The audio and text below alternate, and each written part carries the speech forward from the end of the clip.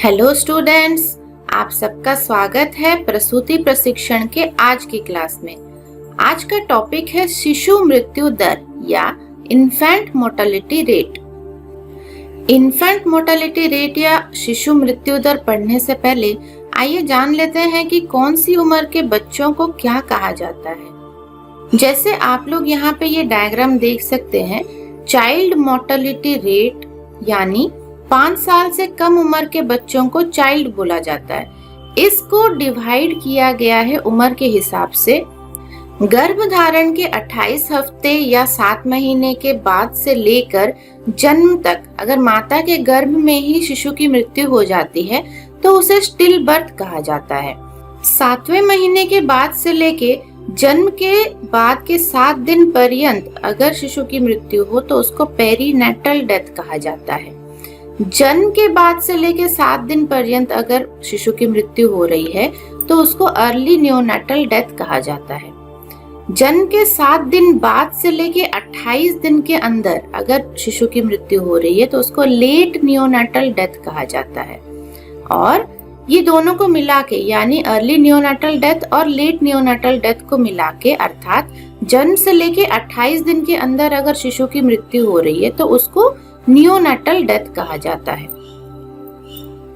जन्म के 28 दिन बाद से लेके 1 साल तक की उम्र के अंदर अगर शिशु की मृत्यु होती है तो उसको पोस्ट नियोनेटल डेथ कहा जाता है। तो यहाँ पे हम लोग देख सकते हैं कि जन्म के समय से लेके 1 साल की उम्र तक के समय तक शिशु की अगर मृत्यु हो रही है तो उसको इन्फेंट मोर्टेलिटी कहा जाता है, जिसमें early neonatal death, late neonatal death और पोस्ट नियोनेटल डेथ सभी इंक्लूड होते हैं। 1 साल की उम्र से लेके 4 साल की उम्र तक इसको 1 to 4 ईयर मोर्टेलिटी रेट कहा जाता है या फिर चाइल्ड डेथ रेट कहा जाता है।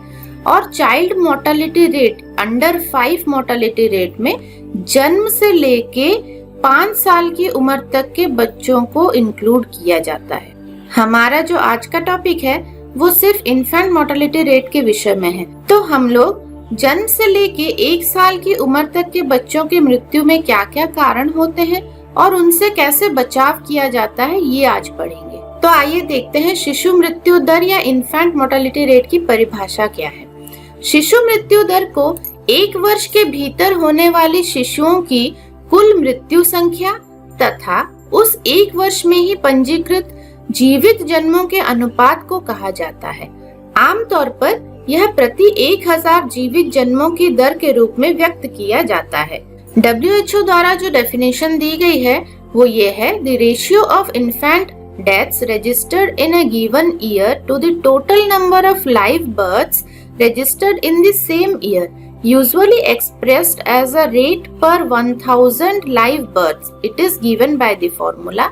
इसका फॉर्मूला क्या है, हम इसे कैसे कैलकुलेट करते हैं। IMR यानी इन्फेंट मोर्टेलिटी रेट समान number of death of children less than 1 year of age in a year divided by number of live births in the same year into 1000। तो यहाँ पे हमें कुछ चीजें समझनी है, जैसे number of deaths of children less than 1 year of age यानी 1 साल से कम उम्र के बच्चों को यहाँ लिया गया है, जो अभी थोड़ी देर पहले ही हम डिस्कस कर रहे थे कि 1 साल से कम उम्र के बच्चों को इन्फेंट कहा जाता है। उसके बाद फिर से लिखा है इन अ ईयर यानी 1 साल का आंकड़ा आप एक बार में लेते हो। 1 साल का आंकड़ा, मान लीजिए 2018 का आंकड़ा आपको चाहिए, तो 2018 साल में पूरे साल भर में कितने बच्चे जीवित पैदा हुए और कितने बच्चों की मृत्यु हुई, ये दोनों ही आंकड़े हमें चाहिए। जैसे उदाहरण के तौर पे मान लीजिए 2018 में 2000 जीवित बच्चे पैदा हुए हैं और 2018 में ही 1 साल के उम्र तक के मान लीजिए 200 बच्चों की मृत्यु हुई है। तो हमारा IMR कितना आएगा, IMR समान 200 बाय 2000 इंटू 1000। तो ये वैल्यू आपकी आ जाएगी 100। इसका मतलब क्या है, 2018 में आपकी इन्फेंट मोर्टेलिटी रेट है 100।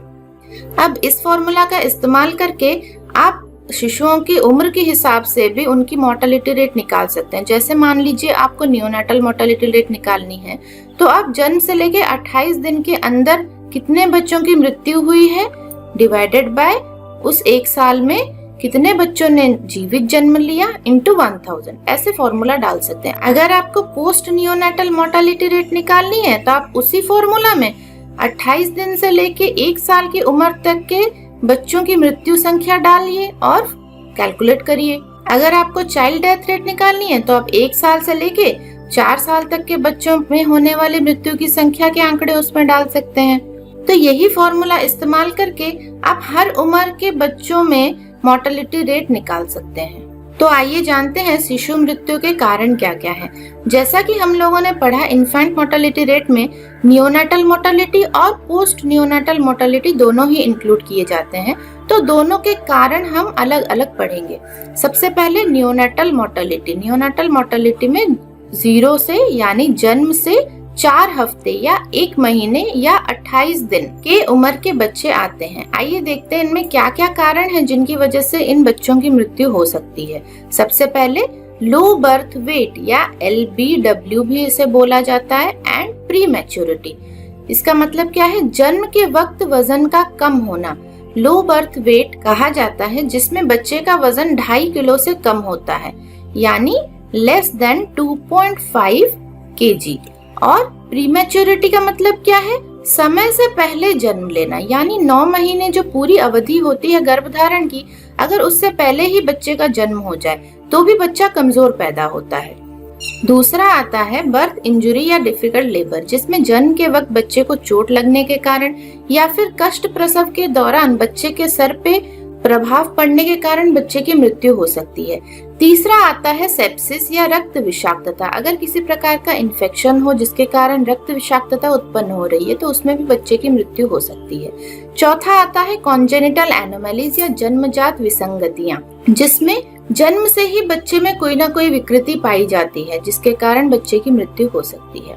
पांचवा आता है हेमोलाइटिक डिजीजेस ऑफ न्यूबॉर्न, यानी नवजात शिशुओं में रक्त संबंधी रोग।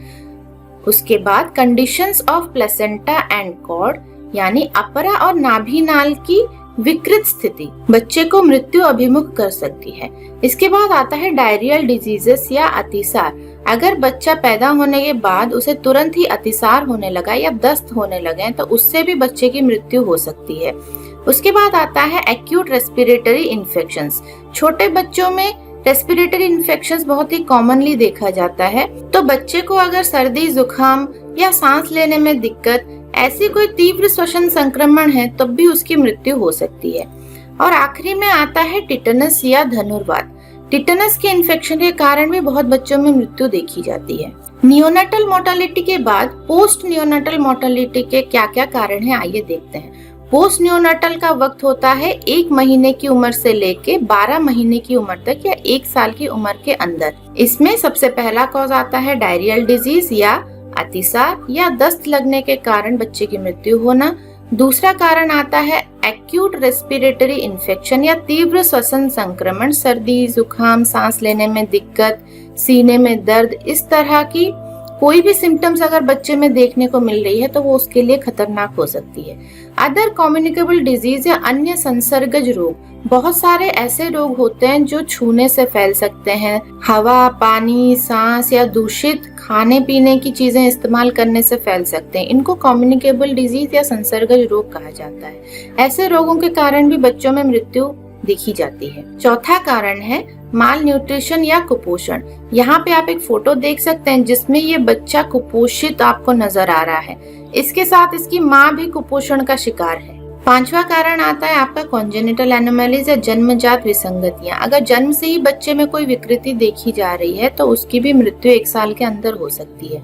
जैसे कुछ दिल की बीमारियां होती है जिसे आम भाषा में दिल में छेद होना बोलते हैं, ये जन्म से ही पाया जाता है। इसमें बहुत शीघ्र ही बच्चे की मृत्यु हो जाती है। आखिरी कारण है एक्सीडेंट या दुर्घटना, जिसके कारण भी शिशुओं में मृत्यु देखी जा सकती है।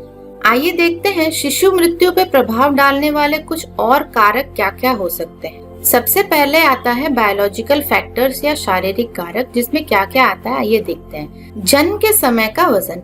कम वजन के बच्चे जो 2.5 किलो से कम हो और अधिक वजन के बच्चे जो 4 किलो से अधिक हो, वो विशेष खतरे में होते हैं। इसका कारण होता है गर्भावस्था के दौरान खराब पोषण। दूसरा, माँ की आयु। शिशु मृत्यु दर तब अधिक होती है जब माँ की आयु या तो बहुत कम हो या अपेक्षाकृत ज्यादा होती है।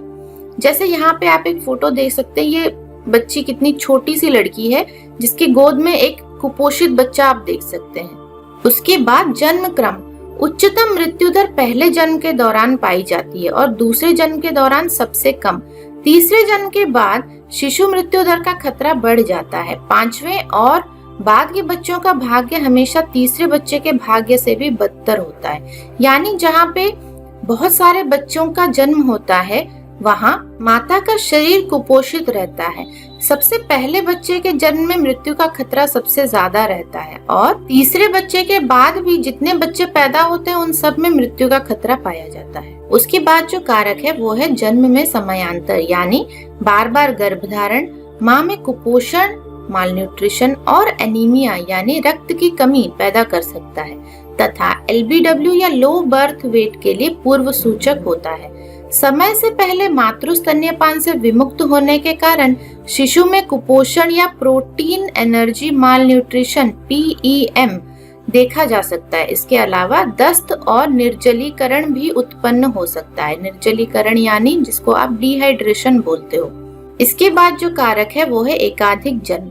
एक बार में एकाधिक शिशुओं के जन्म में मृत्यु का खतरा अधिक होता है। कारण एकल जन्मों से एकाधिक जन्मों में शिशुओं का वजन कम होता है। ये ट्विन प्रेगनेंसी या 2 से अधिक बच्चे अगर एक बार में गर्भ में स्थित हैं, जैसे आप इस डायग्राम में देख सकते हैं 3 बच्चे एक साथ एक गर्भ में पल रहे हैं, तो ऐसे में क्या होगा, सारे बच्चों का वजन कम रहेगा और पैदा होने के बाद ये बच्चे कमजोर रहेंगे। उसके बाद जो कारक आता है वो है परिवार का आकार।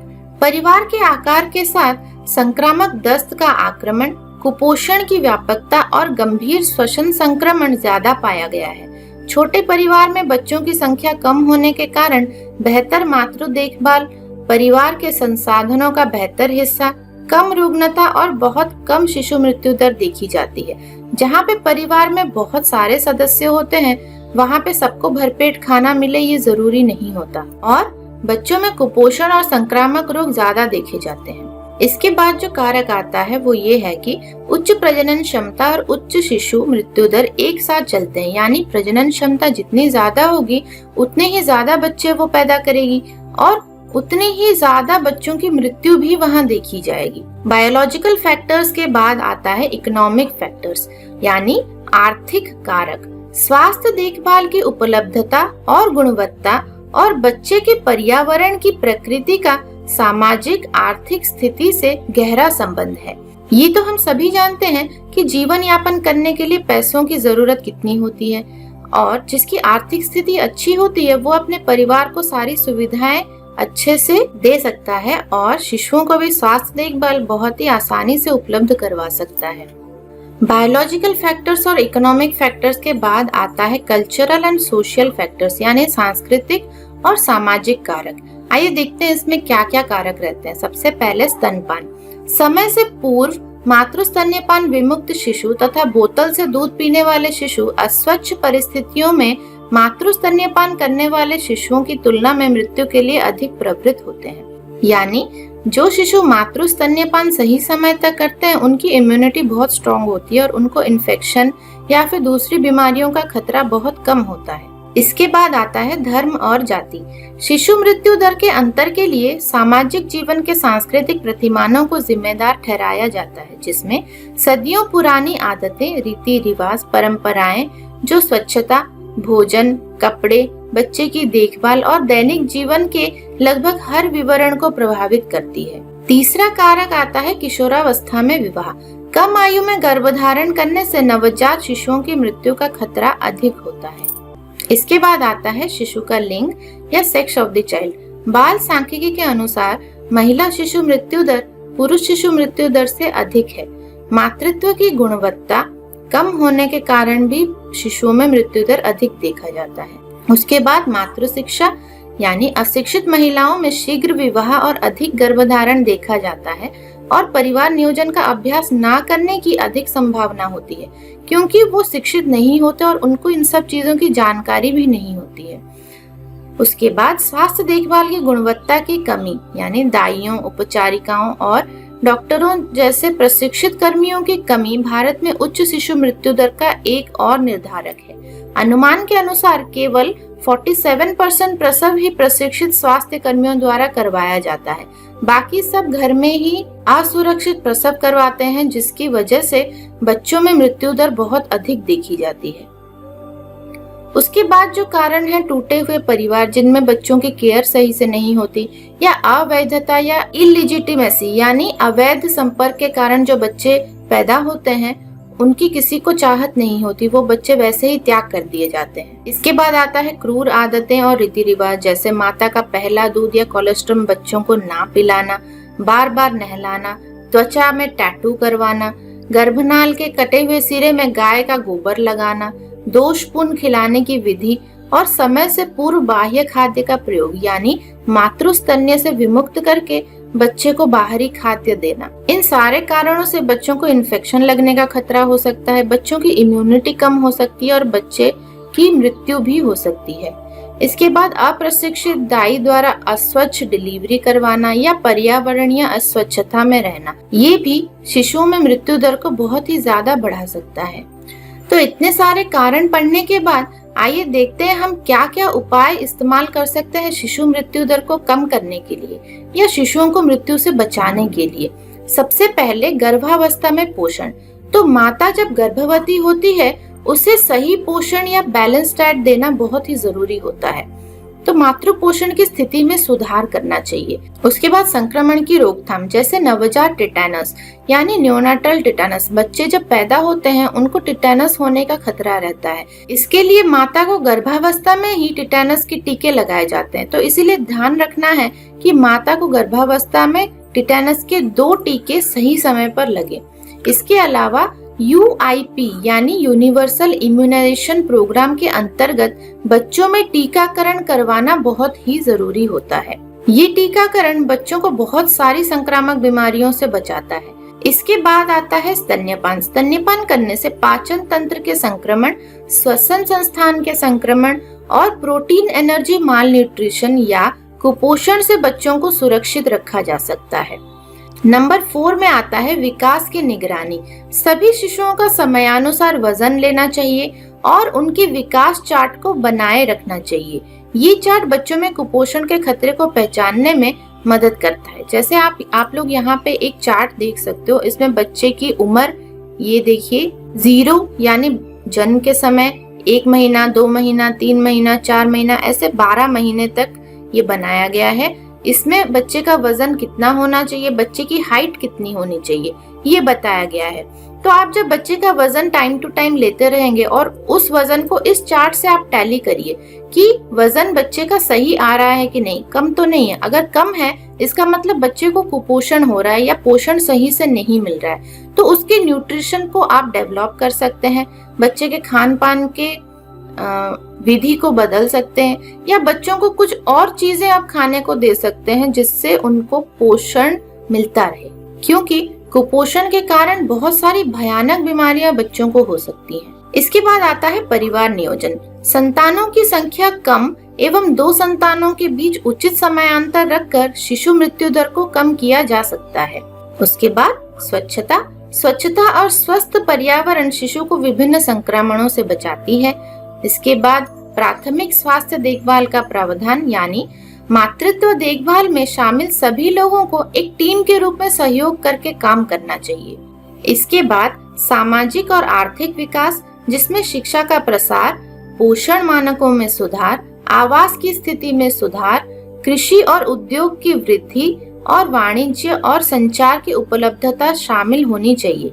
संक्षेप में इसका तात्पर्य समुदाय के सर्वांगीण स्वास्थ्य और सामाजिक विकास से है। तो अगर सामाजिक विकास सही से होगा, माता और शिशु दोनों ही स्वस्थ रहेंगे और दोनों में ही मृत्यु दर कम पाई जाएगी। और आखिरी में आता है शिक्षा। शिक्षा सबसे जरूरी है, क्योंकि शिक्षित महिलाएं आमतौर पर जल्दी गर्भधारण नहीं करती हैं, अपने गर्भधारण में उचित समयांतर रखने में सक्षम होती हैं, व्यक्तिगत स्वच्छता और अपने बच्चों की देखभाल से संबंधित जानकारी तक बेहतर पहुंच बना सकती हैं और स्वास्थ्य देखभाल सेवाओं का बेहतर उपयोग कर सकती हैं, क्योंकि शिक्षा ही एक ऐसी चीज है जो आपको सक्षम बनाती है सोचने समझने के लिए, अच्छी और बुरी चीजों को पहचानने के लिए, सही और गलत में अंतर कर पाने के लिए, ताकि आप सोच समझ के सही से विचार कर सको कि स्वस्थ रहने के लिए आपको क्या क्या चाहिए और शिशु की स्वस्थ अवस्था को मेंटेन करने के लिए या उसको बीमारियों से बचाने के लिए आप क्या क्या कर सकते हैं। इन सारे उपायों का इस्तेमाल करके हम शिशु मृत्यु दर को बहुत ही कम कर सकते हैं और शिशुओं को एक स्वस्थ और खुशहाल जीवन हम दे सकते हैं। आई होप आप लोगों को आज का टॉपिक अच्छे से समझ में आया होगा। अगर आप लोगों को कोई भी डाउट हो आप हमें कमेंट बॉक्स में जरूर लिखिए। प्रसूति प्रशिक्षण का यूनिट 1 आज खत्म हुआ। इसके नोट्स आप लोग बना लीजिएगा और अगली क्लास से हम यूनिट 2 स्टार्ट करेंगे। आप लोग हमारा चैनल सब्सक्राइब जरूर कर लीजिएगा ताकि आगे की क्लास वीडियोस में कोई दिक्कत ना हो। आज के लिए इतना ही, फिर मिलते हैं अगली क्लास में।